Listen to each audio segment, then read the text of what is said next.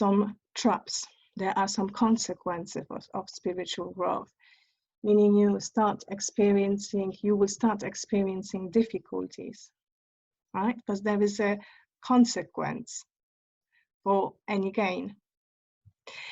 And the consequences, as I've listed here, they pertain to your social life, to the relationships that you create, to how you experience yourself, but also to your mental health, and sometimes even to everything that you worked for, meaning your career or your work, or even your image, your reputation. So you before you get to those great stages of surrendering, peace, sakina, salam in Arabic, you need to understand that there will be hoops waiting for you, and this is that moment when I will explain you how it happens with ego. You see, our reptilian brain, on the back of our brain, we're talking about amygdala, is designed to protect you from danger, from discomfort. And in the same way, ego is designed, your lower nerves is designed to protect you from overworking yourself. Whatever habits you have so far, it's working for your ego, it's working for your reptilian basic brain.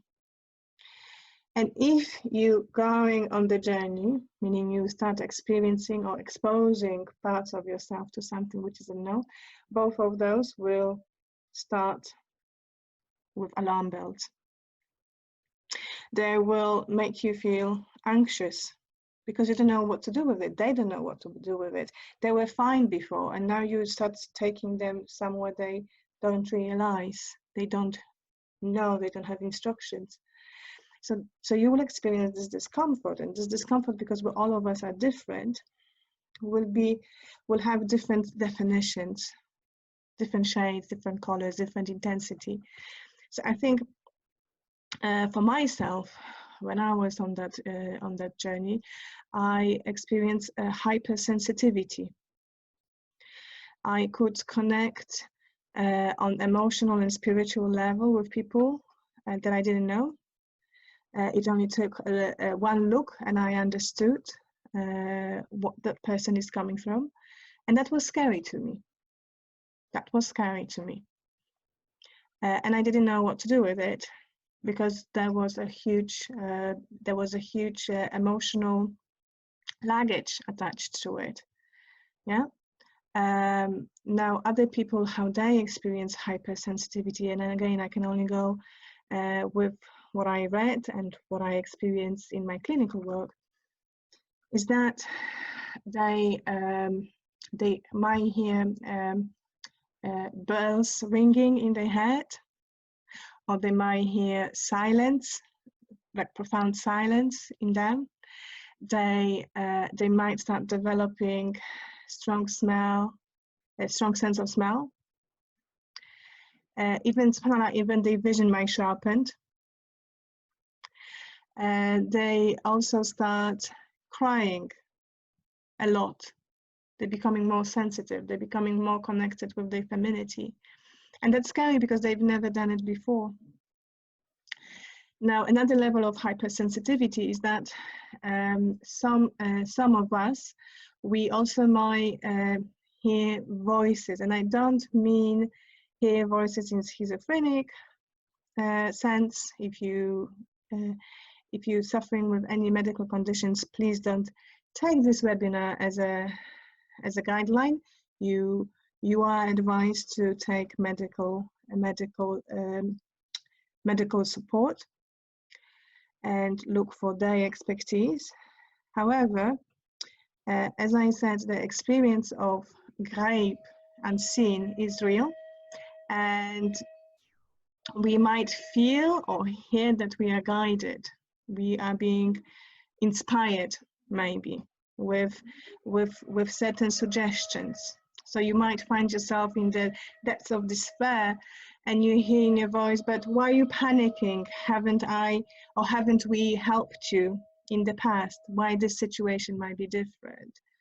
or you might find yourself very confused in how you're experiencing the life right now, and you might experience a joy in your heart, in your chest, quite opposite to what it is for you at the moment. Your soul, your heart experiencing joy, and that's difficult to encompass. It's difficult to explain.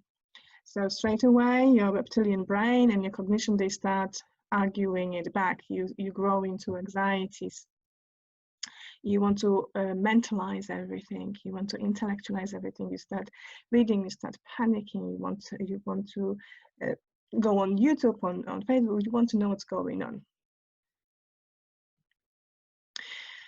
You also might experience isolation and alienation from your environment. And that happens because your outlook on life is changed. And you know within yourself that there's no way back, right? There's no way back. No way you are going back to where you were. Although you feel uncomfortable or feel anxious, you know for some reason you need to continue. You don't want to, but at the same time, knowing what you know, experiencing what you're experiencing right now, there's no turning back. So you might find yourself not connecting with other people.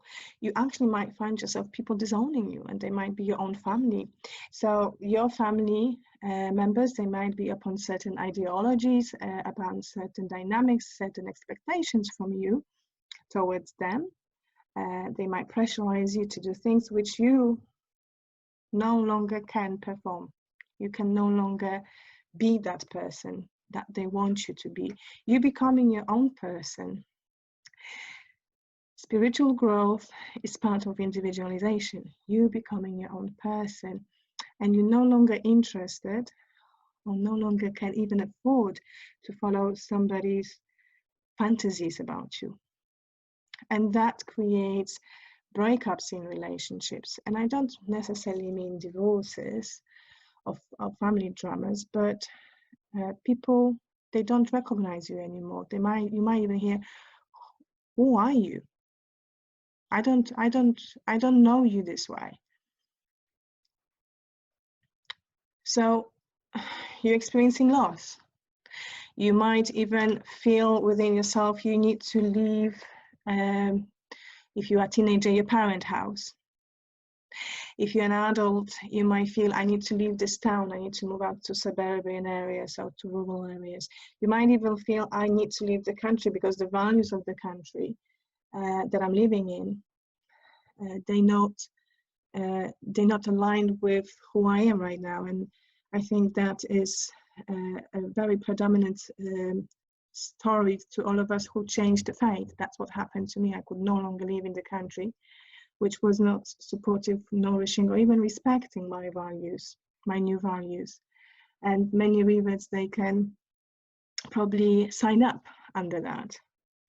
So many losses, you know, when you move out physically, when you change place to another place, you might get rid of the car, you might get rid of your favorite bookshelf, your books, your bed. It's not only about people. So this is the process which is necessary in order to nourish, to facilitate your growth. You will lose on friendships because those friendships, they no longer support who you are. Those people, they no longer can contribute to you. But how you might experience that is through shame and guilt. I'm bringing shame to my family. I feel guilty. Those friends, they needed me. They're friends, they had fun with me. Those friends, they valued me, but I'm no longer that person. I am deserting them. I am disappointing them, right? And those consequences of spiritual growth, I think what's very important for us to understand is that there are reasons to that, yeah? But also they're not permanent. So solutions to this stage of confusion, stage of pain almost, is to maybe realize a snake. You know, snakes, when they grow, they have to shed their skin because underneath there is a new skin growing, right? So it's the same thing. This is very, very symbolic to what happens to us when we are on this self-developmental, including spiritual growth journey. We're just becoming new and we're leaving old behind. And that's just natural, but that comes with consequences. If you hold on to old, I give you guarantee that this old is not going to be productive. You will suffer because there's no turning back. Once you know, you know. And you just need to find that courage in you to continue that journey. And the courage in you can be nourished by understanding that your ego, in Arabic nafs, is here to struggle, is here to take you back to its comfort. It's quite lazy, to be honest, at times as well. But little does your ego know that it has to change, it has to be modeled. It has to leave the I, me, myself paradigm into what am I here for? How can I serve people around me, community, society, but also how can I connect with God? You also need to harvest your emotions, and I will show you in a minute how it's done from the perspective of growing courage. You have to understand that your emotions are not here to drive you, but emotions are just part of experience of your growth. Actually, emotions, they can not be experienced for longer than 20 minutes. Many people, they don't realize that emotion has a lifespan. Yeah. So why would I react? Why would I allow myself to be upset, agitated by emotion, which actually lives for a very short time in me? It's just an experience of me. It's not expression of me. It's not me. It's just an experience that I'm going through. Now, sometimes it's so overwhelming, so scary, to be honest, in that spiritual growth, that you need to reach out for help. So you will notice that you will surround yourself with people who actually understand you. You know, God will put you in an environment, in situations where you get to create your new tribe. And these are the people that you need to seek support. Sometimes it is a therapist. Sometimes it's a case of you journaling, taking notes, taking yourself on the side, silencing yourself. That's self-care, relaxation, maybe sports, anything in the me time kind of sense. But for most, it's prayers as well. So we all pray differently.